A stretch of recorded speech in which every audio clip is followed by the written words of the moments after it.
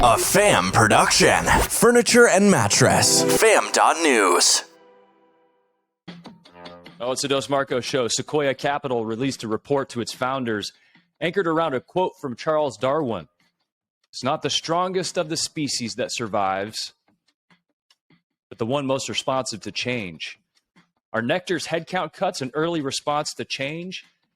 And if so, how can you prepare? The Dos Marcos show begins right now.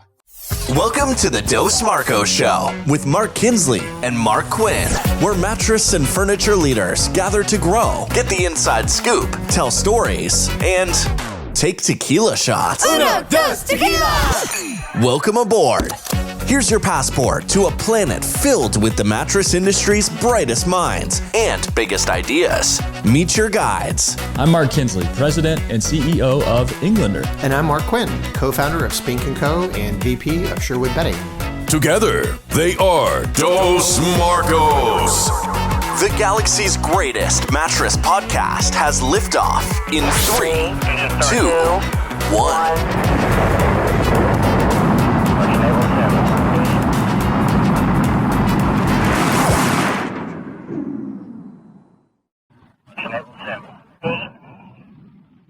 If you hadn't heard the news yet, Resident, the parent company of Nectar Mattress, made headcount cuts at the executive level. And we started thinking about this as an early indication of other change in the pipeline. So we came across this report from Sequoia Capital to its founders talking about adaptability and how they can potentially prepare for a further downturn in the economy. We know the issues at play, inflationary environment. We have a war. We have gas prices that are spiking. We have major supply chain issues that still continue to shake themselves out. We have a labor shortage. And now, if you want to go buy a new house, 5% coming up to 6% is going to be the new normal. So the quote in the Sequoia Capital deck, Quinn, was all about adaptability. So if you're in a position of leadership or you're a founder of a company, they use the quote from Charles Darwin: "It is not the strongest of the species that survive, nor the most intelligent, but the one most responsive to change." And they sometimes call that survival of the quickest. And they had this great chart that basically outlined, a company that waited too long to make any type of change and the stair-step decline in revenue and eventual drop-off versus a company that made an early change and had a major reduction in revenue, maybe a reduction in staff, and then an incremental growth path that got them back to a neutral period of time. When you think about acting and reacting quickly, survival of the quickest as a concept, where does your head go? It goes to a place of caution because I'm about speed and being able to react to things in the market. I think that's important. No question about it. The problem with it is if you act too quickly, that could also be a problem. Right. And so if there's a fluctuation in the market, if something's happening, I've seen people cut, I've seen people add capacity, all, betting on the come or anticipating a bigger issue, and they get too far in front of it and it's a problem. So the timing is critical, obviously. But for Nectar to try and be in front of it, I think, some of the inputs they're thinking about, Mark, are, okay, so to your point, like there is a war in Ukraine that's not going to go away. You've got gas prices. Don't hear anything about, the solution for that. At least I haven't. Inflation, haven't heard anyone really, posting up any solutions for any of that. So from their perspective, they're like, yeah, this isn't going to reconcile itself anytime soon. So I think from their perspective, acting quickly is, probably just fine because the market conditions are such that support that kind of move. And I think a lot of people are thinking that, Kinsley, it's time to start looking at it. Unfortunately, that's the case, but you gotta be strong in your move as a leader. You gotta be definitive, and you gotta do what's right. And, the hard part of it, I think, Mark, is that a lot of people do stuff like that and they're crushed and it's very difficult because it's people. We know people that had to that were let go at Resident, Bob Munkle being one. I mean, the Furniture Today release on him or on the Nectar, cutting of people almost sounded like a Bob Munkle shout out, hey, he's open, he needs a job kind of thing. And Bob knows a lot of people. I don't know that he probably needed that, but anyway, I thought it was funny how that read. But there are people that we know, but still, a company has a responsibility to the rest of the people inside the organization. So when they have to reconcile headcount, it's a tough decision, but they're also trying to do it to benefit the greater good. So it's tough, man. It's tough. Where's your head with it? Like, do you think they did it too quick? Do you think this is, them just being in front and other companies are going to be following? Like, what are your thoughts? There is history. We've been through some major economic crashes.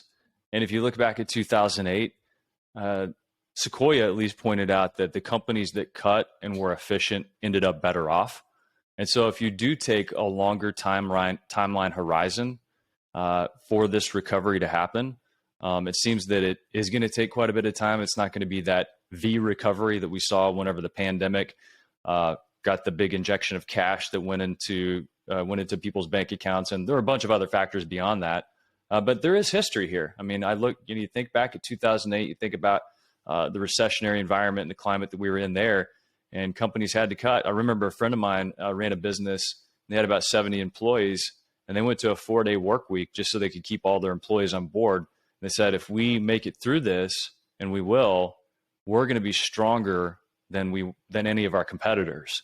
And since then, they've gone on to have an incredible business. And so that was certainly true while some of their competitors laid people off, lost headcount, didn't have, that institutional knowledge that you get with longer term workers. So I think there are ways to cut, and maybe that's the exercise that you could do. It's just something to think about. Do the cut exercise, your projects, your R&D, your marketing, all your expenses.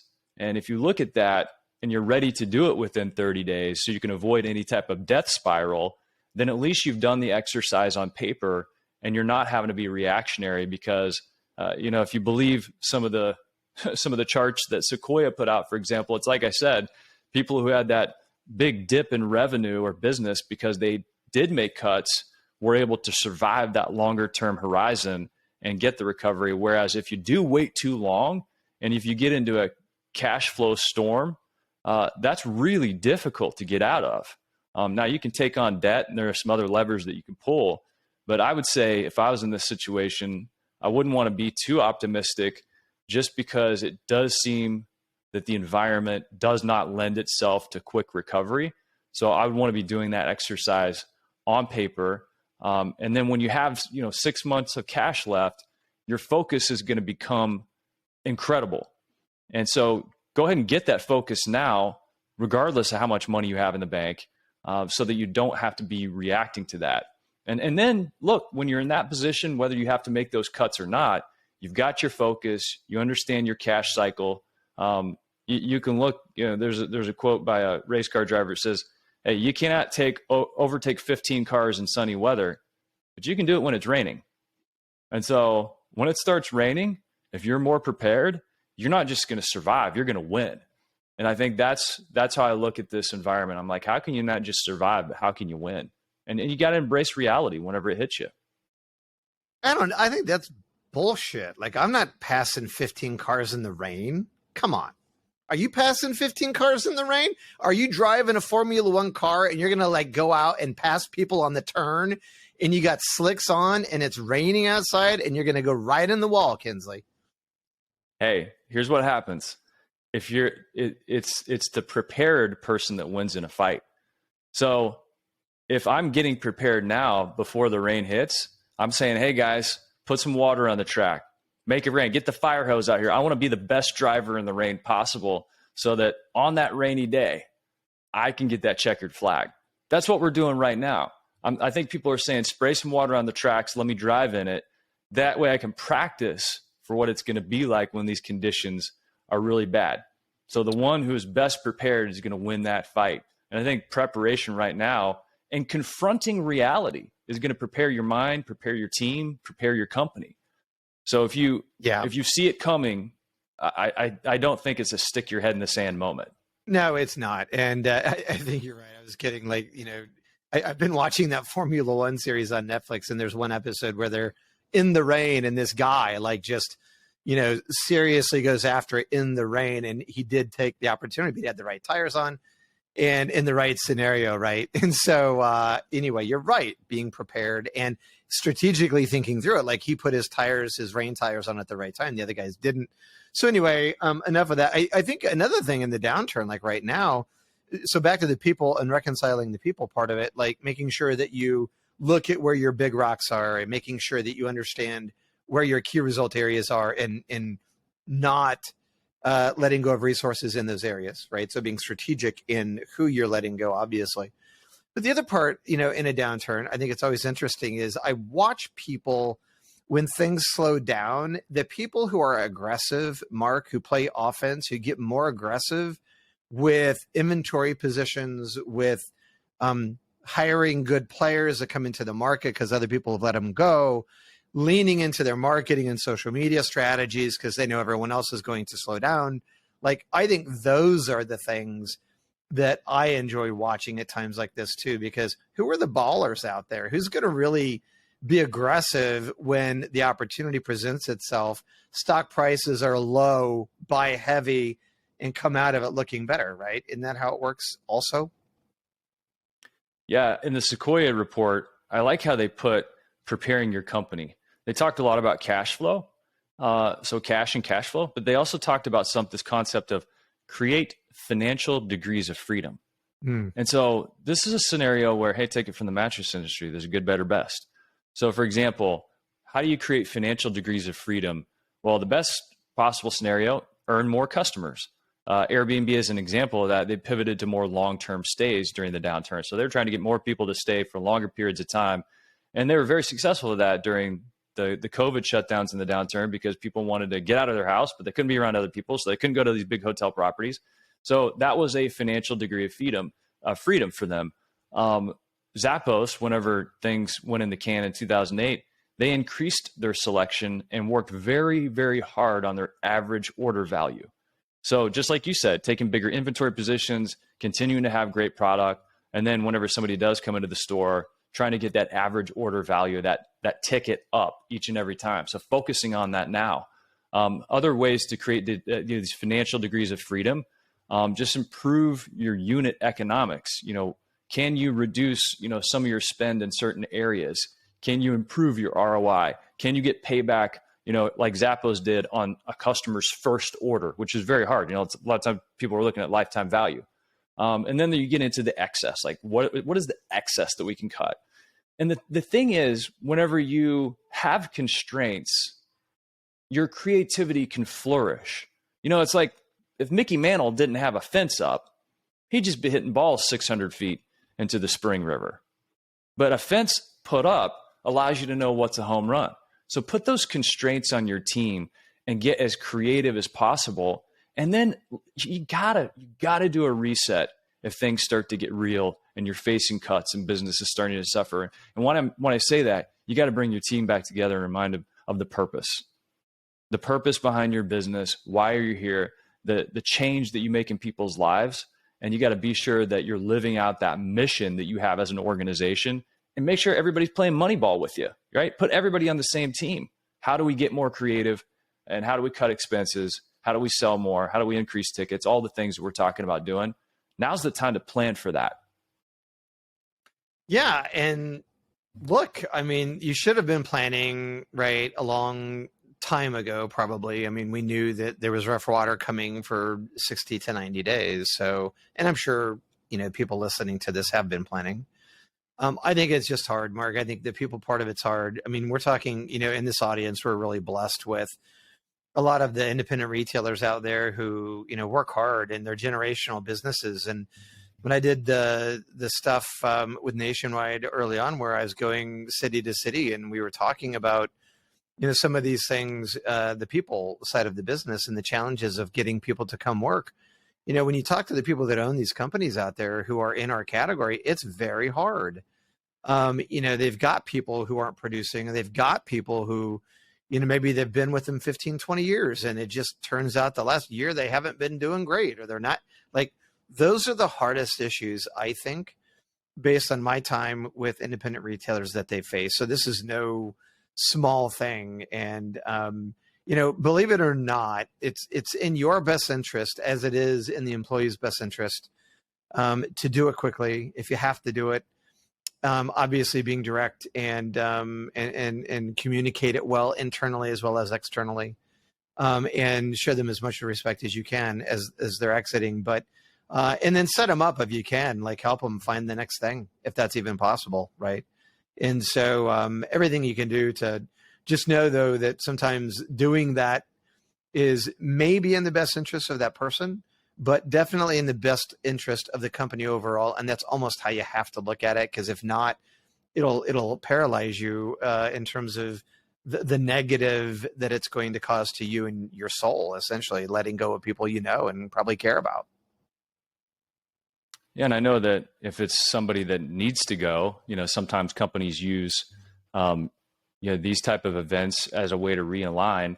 And maybe it's not even the person. Maybe it's just the direction of the company and where they're seeing the most opportunity. I do tend to believe that it's very hard to cut your way to a better business. I mean, I think it's still important to focus on your future, get crystal clear on your unique position in your marketplace, what you do better than anybody else, and then put your resources into doing that. Sometimes it is a bit of a reset because you say, we got to get back to what we do best. We got to stop the pursuit of more and start to pursue better. And just get real with yourselves. And hey, a lot of times it's bringing people together to, let them use their creative talents and their gifts and what they bring to the table to get more aggressive with your business before you have to get into the conversations about layoffs or right sizing your workforce. So a lot for you here to chew on. But we definitely want to bring reality to the forefront. It reminds me of a story, and it's not a story everybody loves to hear, but it was a story about Admiral James Stockdale, and he was. This story's in Good to Great if you read that book, but he was the highest ranking U.S. military officer held as a POW in Vietnam. And he was there from 1965 to 1973. He was tortured over and over again. And he made it out while a lot of people didn't. And when he was asked about that, he said, who didn't make it out? He said it was the blind optimist. They were the ones that said, I'm going to get out by Christmas. Christmas would come and go, and they still weren't out. So they'd say, we're going to be out by Easter, and Easter would come and go, and then Thanksgiving, and on and on and went. He said they died of a broken heart. But he went on to try and tell his fellow prisoners, he told them, we are not getting out by Christmas. Deal with it. So whenever it comes time to hunker down, you got to get your mind right. And you got to say, good. What does this allow us to do? What does this allow us as an organization to do? So I know that this is more of a heavy time that we're facing as an industry, but just know that we're here for you as a sounding board. Anytime we can connect dots for you, whether it's somebody who's been let go from an organization, we've been having lots of those phone calls, you and I both. We're here to help in any way we can, because we as an industry need to reemerge stronger and better. And this is a time when we can get back to what we do best, which is, I think, and I know you and I both talked about this, making sure we are positioning the mattress as a wellness item. Health and wellness still matters more than anything to people on a global scale. If you don't have your health, you don't have anything. And we are positioned to elevate the importance of the products we sell and connect it to health and emotion. I want to add one thing to this before we kind of roll out of this topic, Mark. And, if you're listening to this and you're in jeopardy, or you think you might be, take a minute and really think about like your profile on LinkedIn, right? Because guys, there's a lot of really cool conversations happening on LinkedIn. There's a lot of really good conversations happening on Facebook. LinkedIn Fam has a great page in both Facebook and on LinkedIn. And it's okay to go on some of these threads and make comments and, like comment on other people's comments and encourage them. And it's okay to have a question or not agree with everything, but put yourself out there a little bit, build your network, and make sure your own personal brand is healthy. And if you get to a point where you need a job, but throughout the last 6 months, you've never like stayed connected with people and reached out and encouraged them and supported them. And then by the time you need something, you're going to be cold calling somebody going, hey, I miss talking to you for a year. Hey, by the way, I need your help. I need it. Like, be good at staying connected to people, because at the end of the day, that's what it's all about. It's about that connection to people. And when the time comes and you need that help, if you've been maintaining those relationships and feeding those relationships, you're going to be in a hell of a lot better situation than those that are not. So just a thought for you. Go on the FAM's LinkedIn page and engage. We'd love to hear from you. Yeah, it's easy to get to. We've always got it linked up on fam.news. And you can also text us your thoughts, or you can send us an email. How are you thinking about the next 6, 12, 18 months? How are you preparing your business? What are you doing with your people? How are you thinking about your inventory and your merchandising? Holler at us, text us. We got a lot of different ways you can get a hold of us. And make sure you're subscribed to the Dos Marcos Show and the all-new FAM Marketing Podcast with myself and Adrian Woods, which is out there rolling. And we also have the new FAM Marketing. Actually, it's called Shake Your Marketing Moneymaker, a newsletter that's coming out every Friday to give you tips and ideas to keep your creative saw sharpened. Quinn, until next time, looking good in that brand new shirt, man. Thank you. Hey, the color in your face, I like it. Is that going to turn brown at some point, do you think? It's just it looks like someone just went smacked you right on the forehead. That doesn't look, man. Like, I'm worried about you. You got to put some lotion and stuff. I got it too, though. I got too much sun, but you just look great. You look like you've been hanging out on the islands. I look like I the fair-skinned Irishman that walked outside and got one glimpse of the sun and turned into a red popsicle. I love it. Well, hopefully you didn't get too much sun over the last weekend, and if you did, put some of that moisturizer on, guys. We love all of you that are listening. We are nothing unless we have this audience. You're part of that. You're part of our fam. God bless. Have a great week. And no matter where you are listening to us on a treadmill, working your butt off, sweating, trying to get those pounds off, or you're driving a car, be safe until next time. Jam, bounce with it, bounce with it. Bounce with it, bounce with it. All right. What is a hybrid? It's like peanut butter jelly, peanut butter chocolate. Hybrid so tight, there's no way that you could topple it. Hybrid on my wrist, that's a calculator watch. We add ourselves together and we take it up a notch. Got the airflow, yo, keep you cool as it get. Visco foam alone to make you drip sweat. Get a hybrid mattress, yes, you'll get better rest. Cool and comfortable, hybrid like a sweater vest. You know the game, we're ahead of the sun. Cause the two of us together are way better than one. Cause I'm cool as ice and I'm hot like a heater. Bounce by the ounce, now we got it by the liter. Well, you take a spring and you wrap it up right. You can sleep so smooth or bounce all night. Put two together, get a whole lot more. Get the feel of the comfort core. You can bounce on it. Lay back, you don't have to practice. It's the best thing to happen to your mattress. Get together to do it like I did. Everybody get hybrid. If you want somebody to get in your vicinity, you probably want to feel a little bit of a hybridity. Foam alone, out of 5, maybe 1 star. Springs and foam, we're taking care of that lumbar. Mad back support, the best way to shack up or just get rest that won't mess your back up. Like a hot chick mixed with a particle physicist or a mullet. Party in the back of the business. Best of both worlds like Mars and Venus. The ultimate hybrid. Nothing short of genius. Keeping it loose while keeping it tight. We can make you sleep or play all night. Put two together, get a whole lot more. Get the feel of the comfort core. You can bounce on it.